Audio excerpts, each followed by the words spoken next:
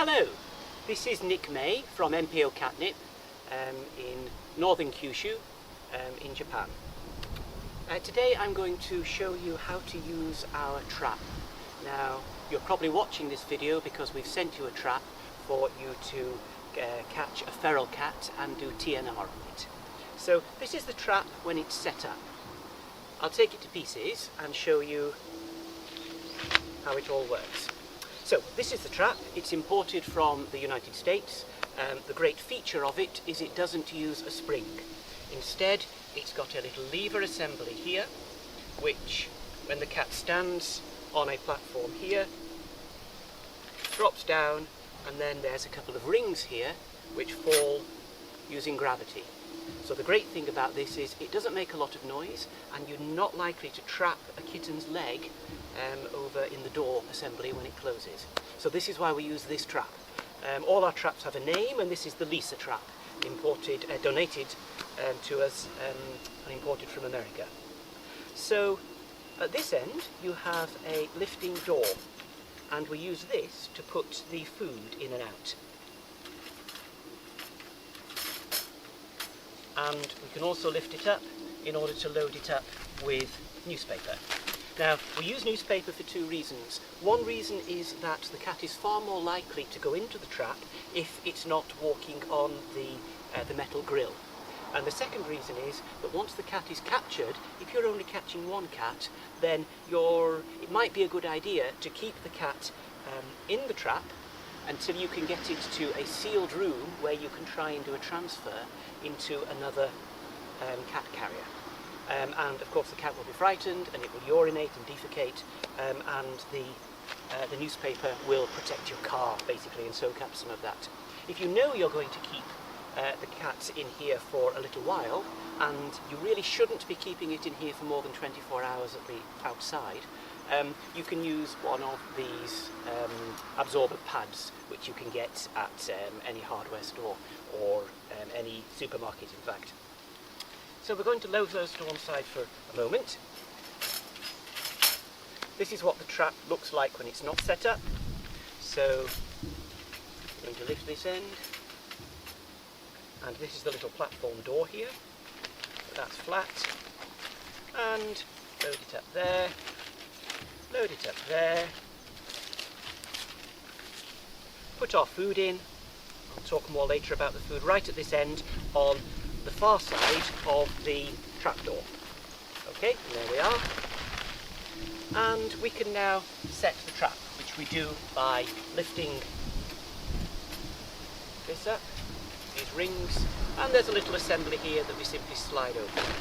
Don't be too tempted to put it on a hair trigger.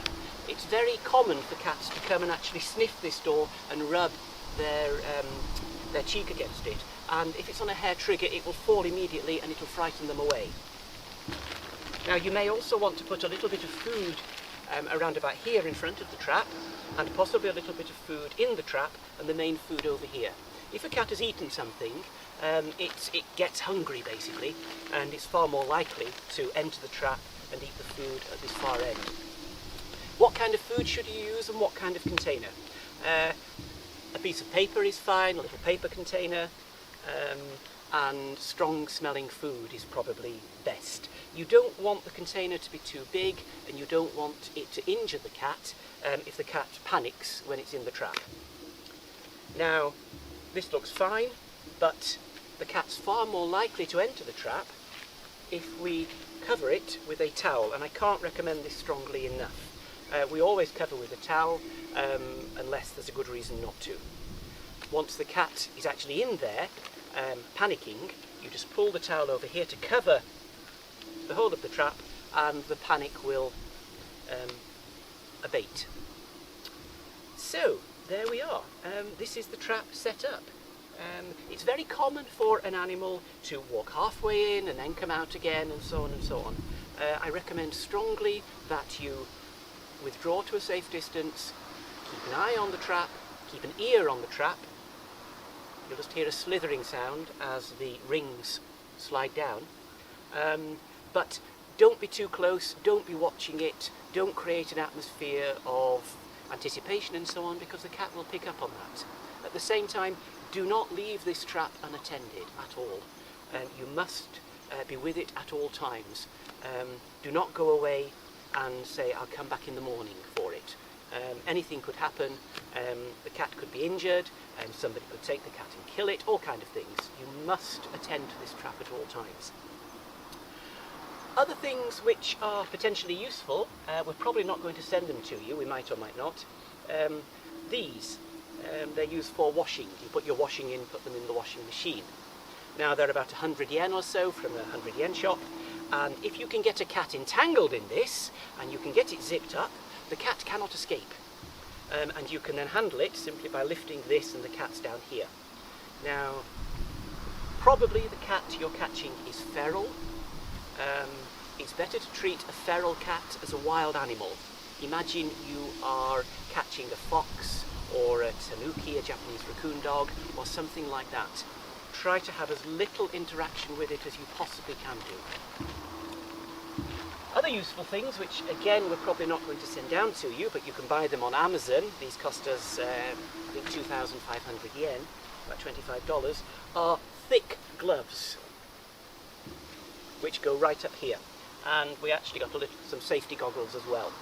Now, you're only going to use these if you have to interact with the animal, and we recommend that you don't as far as possible. But if you do, then they're there. And that's pretty much it. Now, when you're trying to get the animal out of the trap and into a carrier, we recommend that you don't try it at this end, that will be down. You put the carrier here, with this, the trap slightly in the door of the carrier, and then you lift this up, and you want to create a situation where the animal is going into a place it feels safer. So this then becomes the safe place. Possibly you've covered this in another towel, your cat carrier, and you then remove the towel from here, and ideally the cat will move into the dark area over here, and you can close the door. But again, I recommend that you do this inside a sealed room, just in case anything goes wrong. If something does go wrong, you're possibly better to leave the sealed room, leave the container, a dark space, covered in its towel, and the cat is most likely to go into there. That's the safe place. So the basic point is create a safer place for the animal where it feels more comfortable than it is at present, and it will go there itself. Don't actually try to interact with the animal. So what does it look like when an animal is in? Well, our cats are currently asleep over there and are not terribly interested. Let's see if we can persuade one over.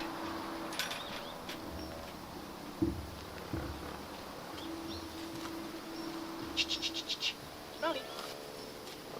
Molly, Molly, Molly!